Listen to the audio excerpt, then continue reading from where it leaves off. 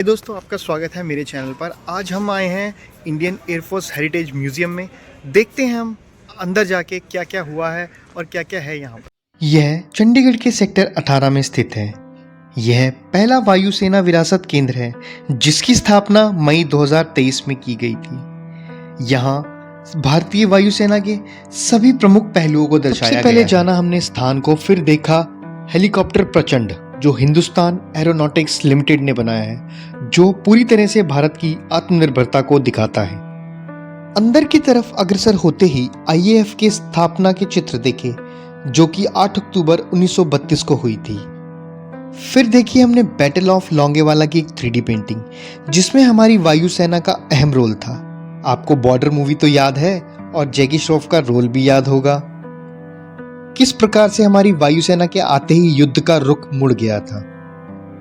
अब हमने देखी वो दीवार जहां पर हमारे जांबाजों के नाम अंकित थे, जिन्हें उनके महापराक्रम के लिए अलग अलग चक्रों से नवाजा गया था। ऐसे वीरों को हम नमन करते हैं। फिर हम आगे बढ़े और जाना वायुसेना के इतिहास को, जिसने हमें आश्चर्यचकित कर दिया था।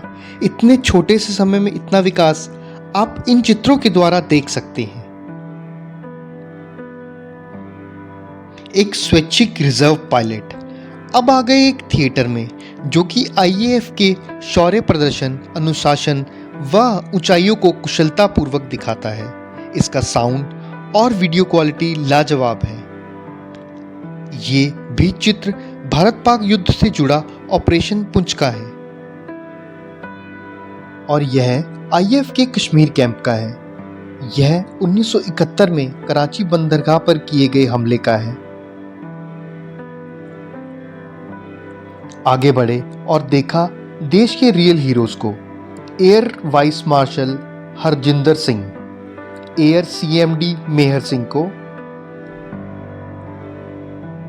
Martial of the air force Arjan Singh DFC, flying अफसर निर्मलजीत सिंह शेखू।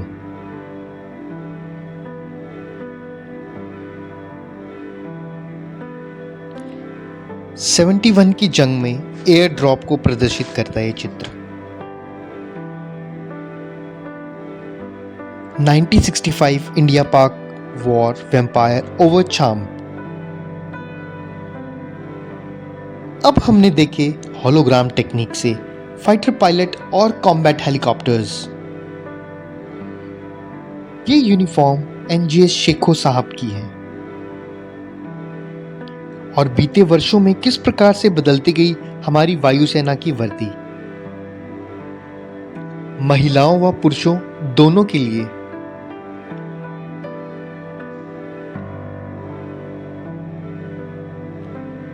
अब यूनिफॉर्म की बात चल रही थी तो हमने भी ट्राई कर ली यूनिफॉर्म। सिमुलेटर पर बैठकर जहाज को टेक ऑफ भी किया और लैंड भी करवाया।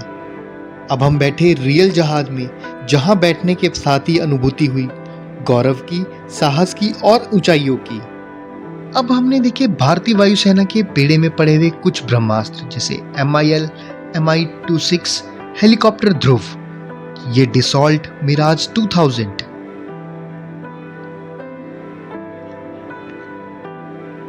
हेलफॉलैंड GN80,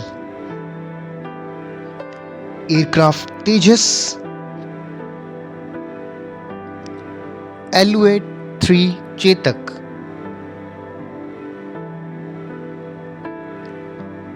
मिकुयान 29, सुखोई SU,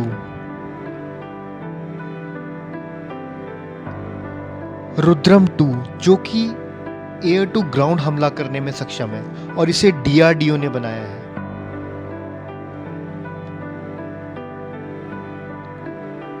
भारत को गौरवान्वित करने वाला गौरव, जो 1000 kilogram long range glide bomb है। यह अस्त्र एक ऐसा अस्त्र है जो हवा से हवा में मार करता है और यह भी स्वदेशी है। ये हैं कुछ महान वीर, इनके योगदान की वजह से ही आईएएफ का डंका पूरी दुनिया में बजता है। यह है रुद्रम 3, प्रलय जो दुश्मन के लिए भी प्रलय है, 100 जो डीआरडीओ द्वारा निर्मित है, फिर ये है engine, Astra, laser guided bomb, hammer, air to surface missile, sensor, BrahMos missile. ये हैं ग्यारजेव शिपुनेव बंदूकें जो सोवियत संघ द्वारा बनाई गई थी और 1965 में हमारी वायुसेना में शामिल हुई थी।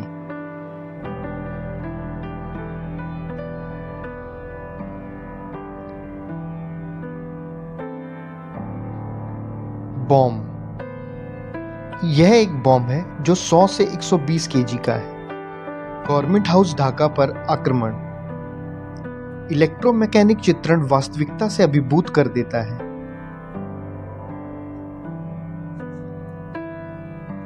यह चित्रण है 99 में हुई कारगिल वॉर का।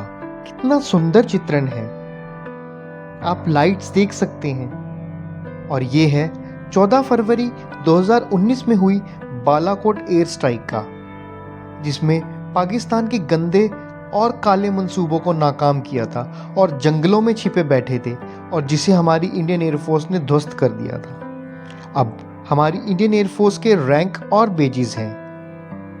ये हमारे विंग कमांडर और पहले अंतरिक्ष यात्री राकेश शर्मा। भारतीय वायुसेना द्वारा किए गए रिलीफ और रेस्क्यू ऑपरेशन, चाहे भूकंप हो, बाढ़ हो, सुनामी या भीषण बर्फबारी, हमारी वायुसेना सबसे आगे खड़ी रहती है।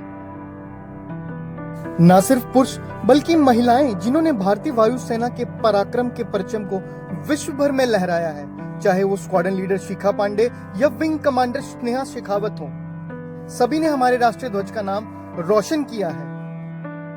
आप देख सकते हैं एकीकृत वायु कमान व नियंत्रण प्रणाली सिर्फ हवा में नहीं, जमीन से भी चलता है जहाज। यह सिस्टम युद्धपोत, टैंक इत्यादि को आपस में जोड़े रखता है। क्या कमाल का सिस्टम है ये। मुझे तो ऐसा लग रहा है इन सब को देखकर कि जैसे मैं आईएएफ का मेंबर बन चुका हूँ, इसका कर्मचारी या इसका एक भाग बन चुका हूँ, जो सच में बहुत विस्मयकारी था। इसके बाद मैंने वीआर यूज किया और चलाया खुद से जहाज, जो वाकई एक जबरदस्त और ना भूलने वाला क्षण था। और बाहर निकले, देखा कुछ इंजन्स पड़े हुए हैं जो इस्तेमाल हो चुके हैं। यह सिर्फ प्रदर्शनी के लिए है, हालांकि इस बिल्डिंग का पार्ट 2 भी बन रहा है।